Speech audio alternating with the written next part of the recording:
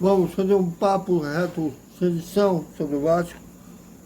Salve, salve, galera do Vasco Mono. Bom domingo para todo mundo. Ainda estamos na espera, né, do pós-jogo de ontem, né, que a nossa querida Andressa está com problema de Wi-Fi, não pôde enviar o vídeo.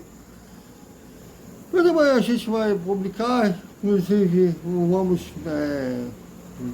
novamente botar uma rotina, né, de desperta, hora do almoço e também vai ter a versão, posição da corrida de hoje. Salve, salve, galera do Vascão.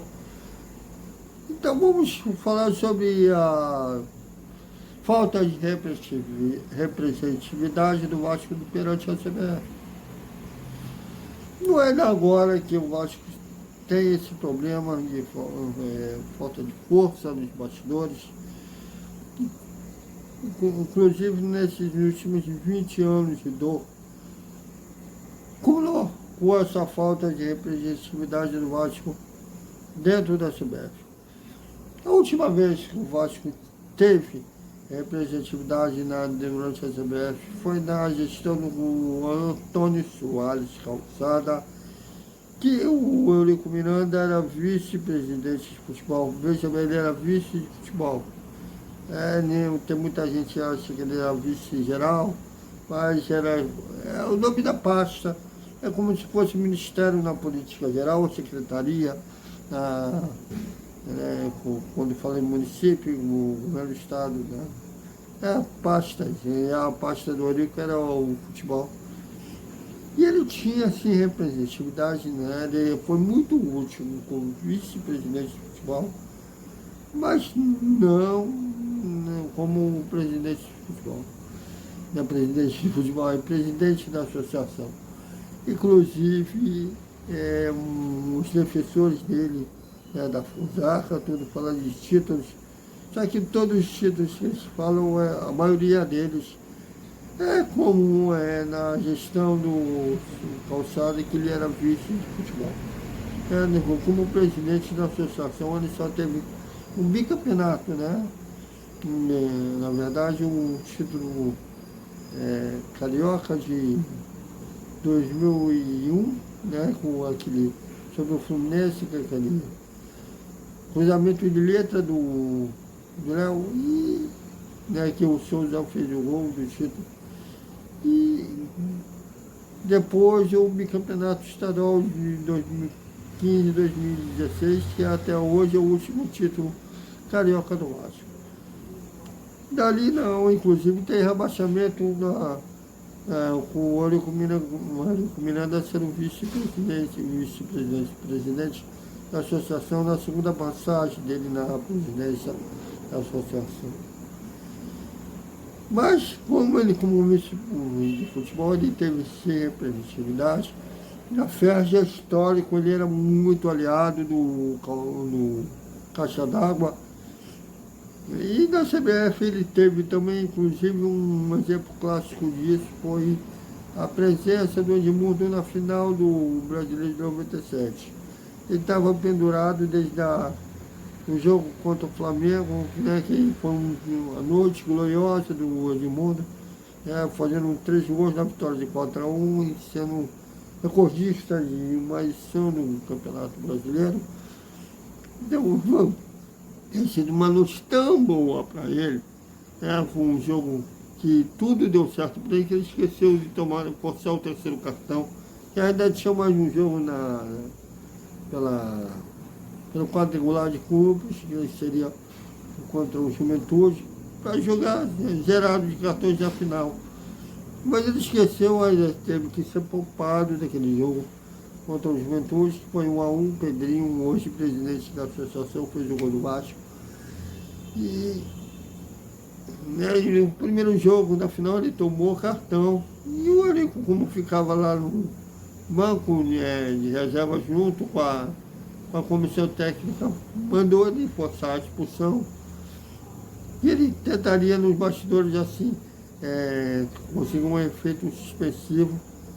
E ele conseguiu, ele mostrou força ali nos bastidores, que ele conseguiu o efeito suspensivo. Hoje o mundo está no segundo jogo no Maracanã, que também foi 0-0, E o Vasco, como teve melhor campanha que o Palmeiras, tinha a vantagem de 2 empates, ficou com o título.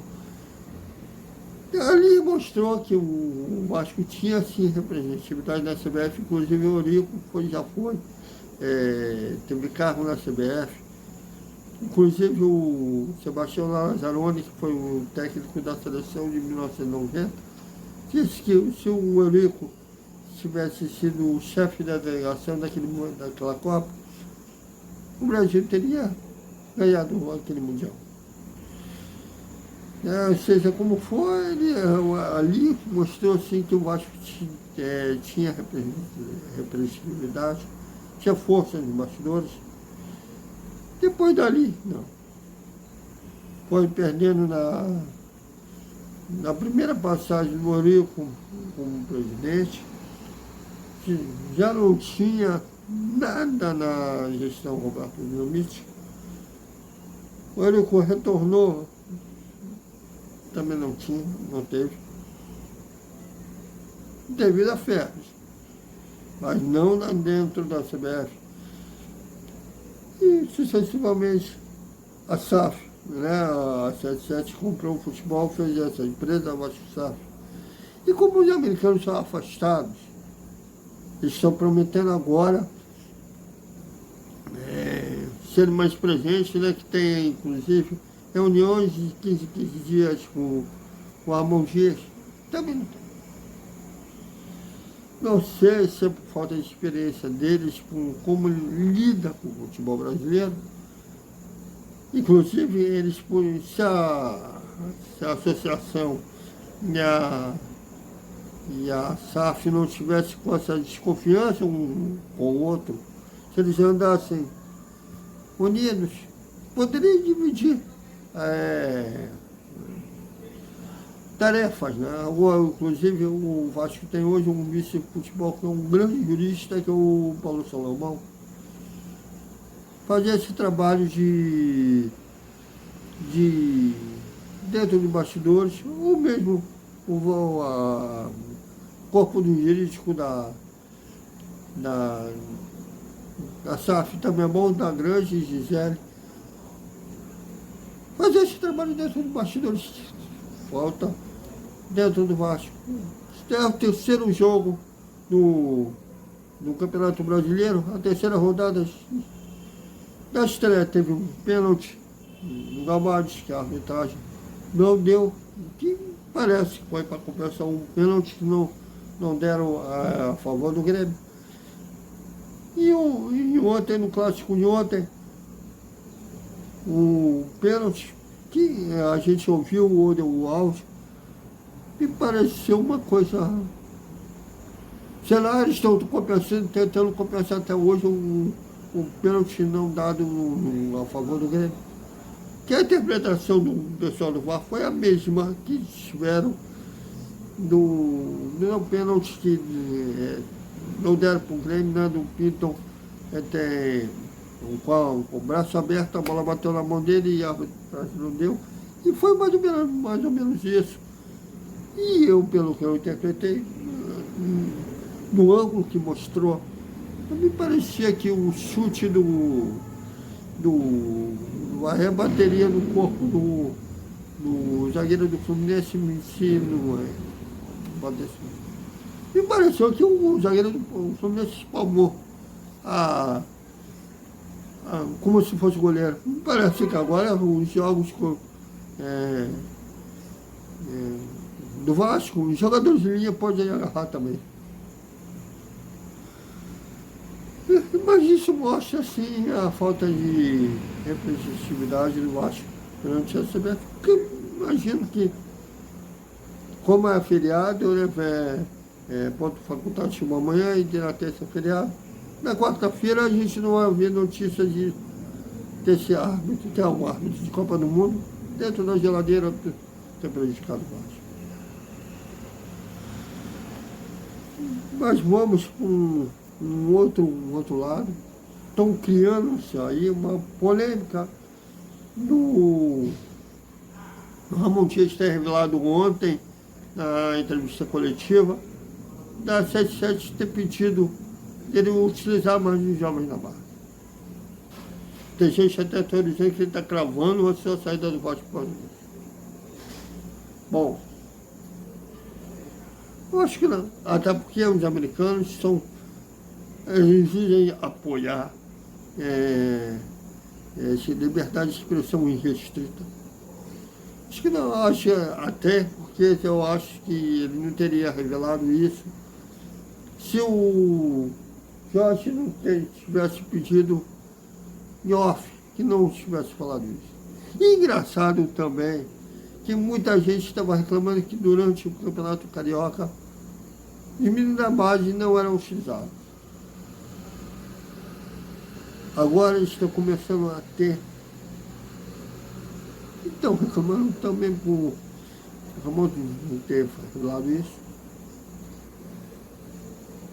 É óbvio que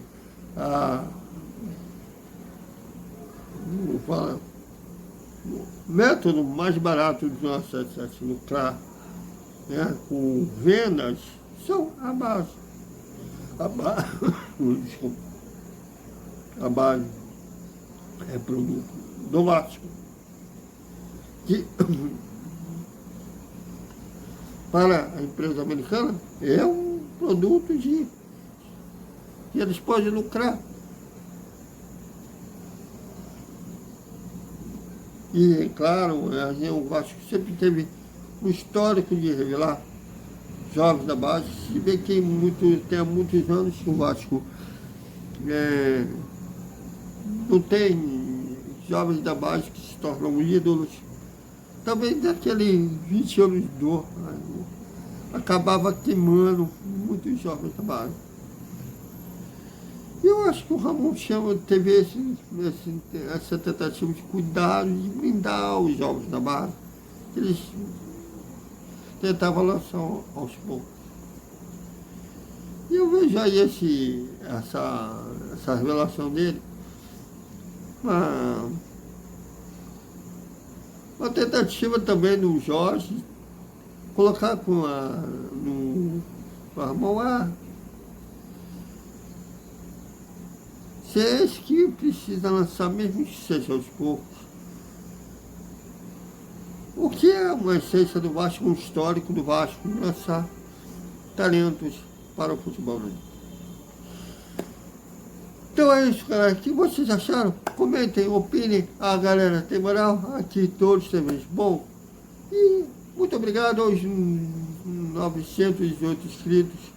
É complicado, é sempre muito difícil fazer o Vasco, a Fórmula 1, e a gente continua na luta.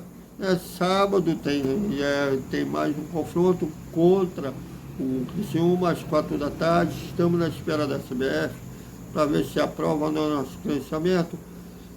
E a gente espera uma vitória, né? Porque agora são em 3 jogos, uma vitória e 2 derrotas. Vai equilibrar um pouco.